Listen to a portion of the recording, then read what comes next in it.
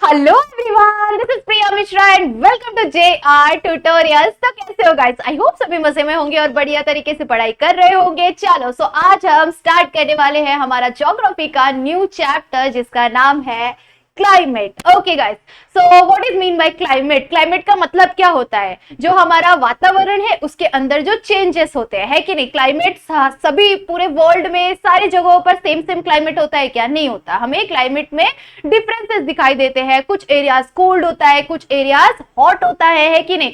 कुछ एरियाज में बहुत ज्यादा रेनफॉल होता है, कुछ एरियाज में रेनफॉल होता ही नहीं है। ऐसे बहुत सारी डिफरेंट चीजें हमें दिखाई देती है, डिफरेंट वेरिएशन दिखाई देता है क्लाइमेट के अंदर, है कि नहीं? सो ये सारी चीजें आपने जरूर से हमेशा नोटिस की होगी अपने इंडिया के अंदर।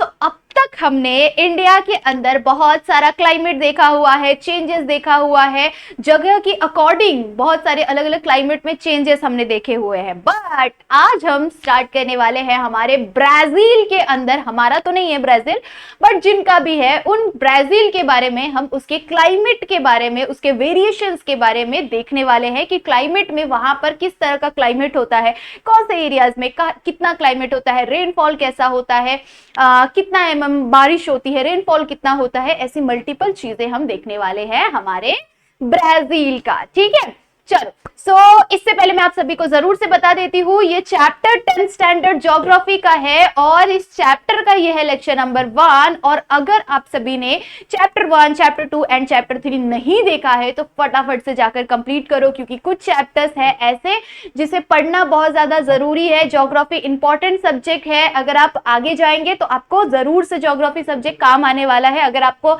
ऑप्शनल सब्जेक्ट चाहिए, अगर आप मैथ्स नहीं ले रहे तो आपको ज्योग्राफी पढ़ना पड़ेगा। ठीक है, सो इसके लिए ऑप्शनल सब्जेक्ट के लिए भी ज्योग्राफी इंपॉर्टेंट है। सो ज्योग्राफी को अभी से पढ़ना जरूर से शुरू करो। ओके, और अगर आप सभी ने हिस्ट्री एंड सिविक्स के, मतलब कि आपका पॉलिटिकल साइंस, तो हिस्ट्री एंड पॉलिटिकल साइंस के लेक्चर्स को नहीं देखा है तो जल्दी से जाकर सारे चैप्टर्स कंप्लीट हो चुके हैं आपके। सो प्लेलिस्ट क्लिक करो, प्लेलिस्ट के अंदर देखो आपके पूरे चैप्टर 1 से लेके 9 तक के चैप्टर एंड सिर्फ पॉलिटिकल साइंस का आपका चैप्टर 1 से लेकर 5 तक के चैप्टर पूरे कंप्लीट हो चुके हैं। अगर देखना शुरू नहीं किया है तो अभी आज से शुरू करो और जल्दी से लर्न करना स्टार्ट कर दो, क्योंकि टाइम बहुत कम है और एग्जाम आ चुका है आपका। ओके चलो, स्टार्ट करते हैं आज का हमारा लेक्चर।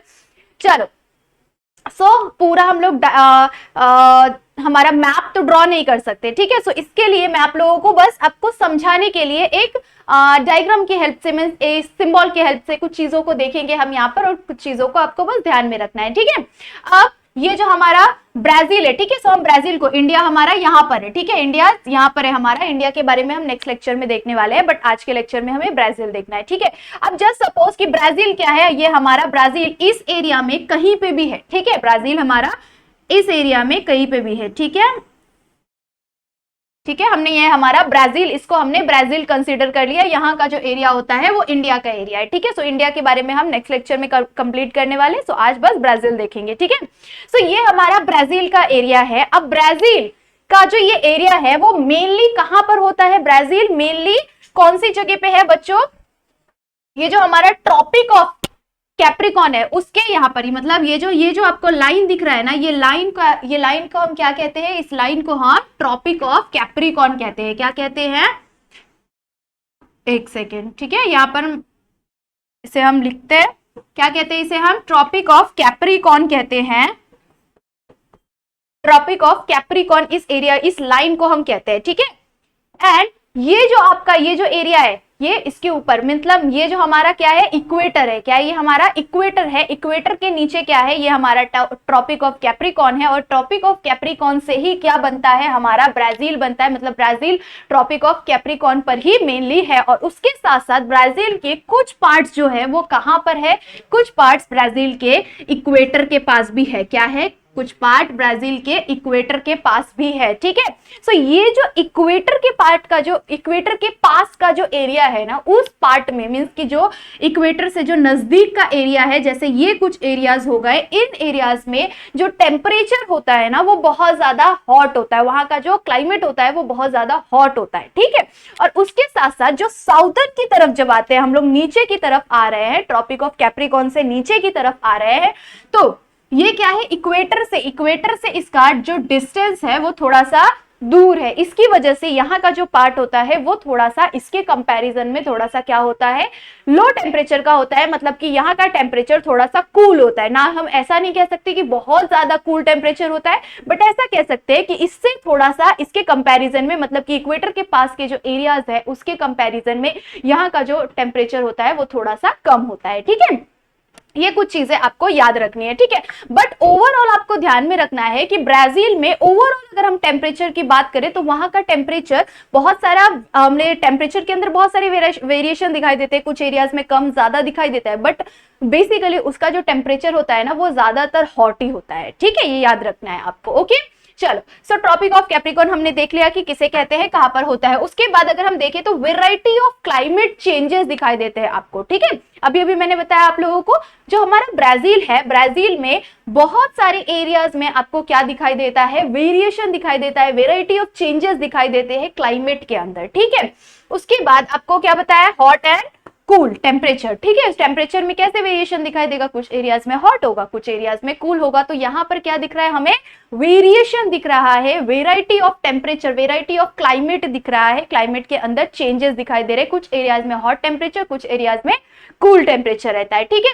उसके बाद अगर हम देखें तो जो साउथर्न ईस्ट जो है, साउथर्न ईस्ट जो विंड, वहां की जो हवाएं आती है साउथर्न साइड से, जो ये हमारा एरिया है, ठीक है, यहाँ की जो हवाएं आती है वो हवाएं कैसी होती है बच्चों, साउथर्न साइड से जो हवाएं, साउथर्न ईस्ट की तरफ जो हवाएं जाती है वो हवाएं कैसी होती है, इस तरफ की तरफ जाती है। ठीक है, साउथ से कहां की तरफ जाती है, ईस्ट की तरफ जो हवाएं जाती है, और साथ ही साथ कौन से साइड से, नॉर्थ से ईस्ट की तरफ से भी जो हवाएं आती है, नॉर्थ टू ईस्ट की तरफ जो हवाएं आती है, इन हवाओं के कारण क्या होता है, यहाँ का जो एरिया होता है यहाँ पर बारिश बहुत ज्यादा होती है। ठीक है, इन एरियाज में जो बारिश होता है वो थोड़ा सा ज्यादा होता है, रेनफॉल इस एरियाज में कंपैरेटिवली ज्यादा होता है। ठीक है, उसके बाद अब हमने बारिश तो यहाँ पर ज्यादा होता है ये देख लिया हमने, बट कुछ एक और एरिया है जिसके अंदर बारिश बिल्कुल भी नहीं होता, वहां पर बारिश होता ही नहीं है। ठीक है, कौन सा एरिया है वो, ड्रॉट कॉर्डिलेटर। ठीक है, ड्रॉट कॉर्डिलेटर क्या है ये जानना है,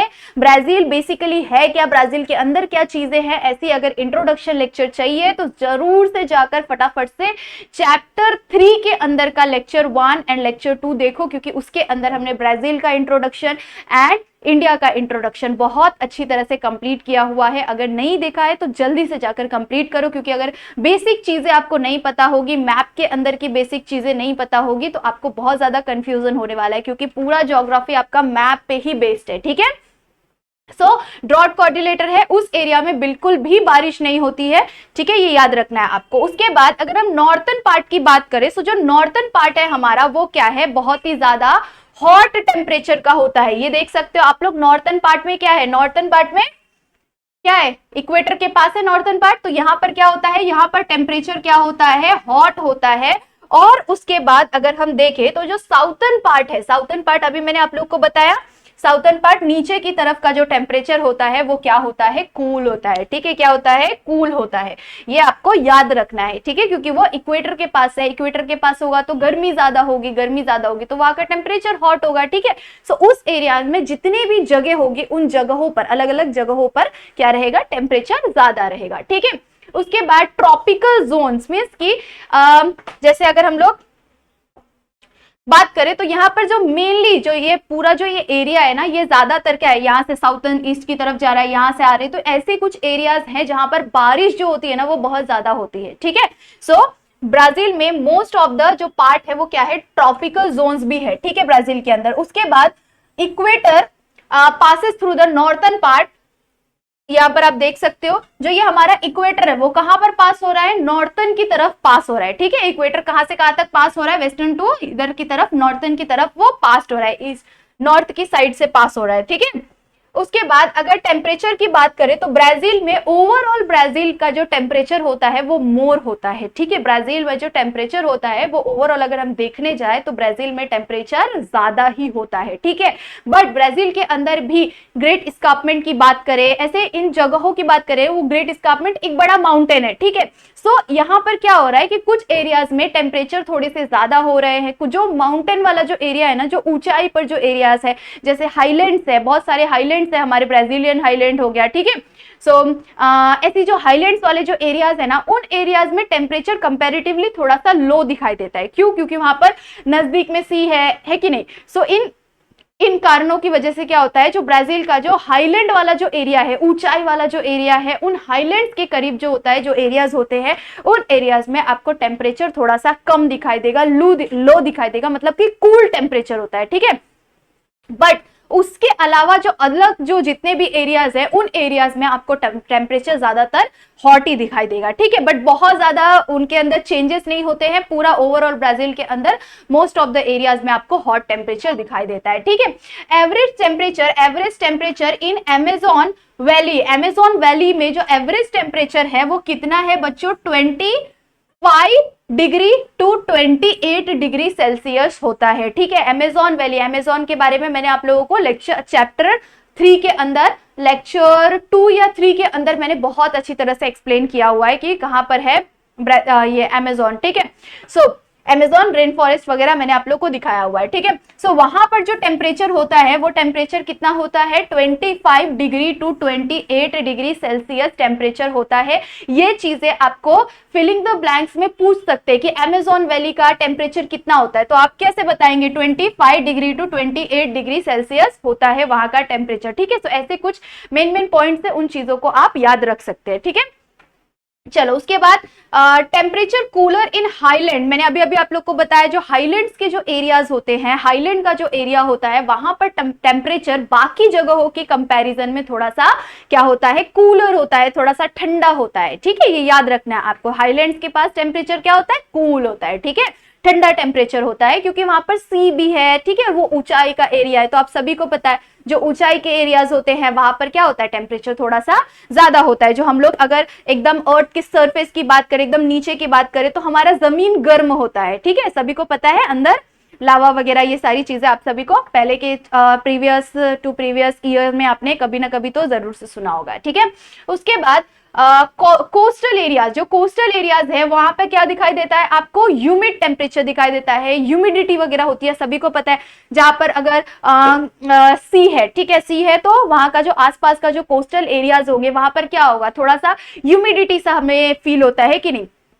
सो ह्यूमिड टेम्परेचर होता है वहां का। उसके बाद अगर अमेजोन वैली रिसीव अराउंड, सोचो अमेजोन वैली में कितना ज्यादा रेनफॉल होता है, Amazon valley receive around 2000 mm rainfall. ये याद रखना है आपको कि अमेजोन वैली में रेनफॉल कितना होता है, अमेजोन वैली में टेम्परेचर कितना होता है, 25 डिग्री टू 28 डिग्री सेल्सियस क्या होता है वहां का टेम्परेचर होता है, ठीक है। बट वहां पर रेनफॉल कितना होता है, अमेजोन में बहुत ज्यादा रेनफॉल होता है कि नहीं, अमेजोन रेनफॉल मैंने आप लोगों को पढ़ाया हुआ है, ठीक है। सो अमेजोन में रेनफॉल कितना होता है, अमेजोन वैली में रेनफॉल होता है 2000 mm वहां पर रेनफॉल होता है, ठीक है। उसके बाद दूसरा रेनफॉल क्या है हमारा, नॉर्थ ईस्टर्न पार्ट, जो नॉर्थ ईस्टर्न पार्ट है, नॉर्थ ईस्टर्न पार्ट में भी क्या होता है, रिसीव होता है 1000 to 1200 mm रेनफॉल। अभी हमने देखा हुआ है, डायग्राम की हेल्प से हमने देखा हुआ है, नॉर्थ ईस्टर्न पार्ट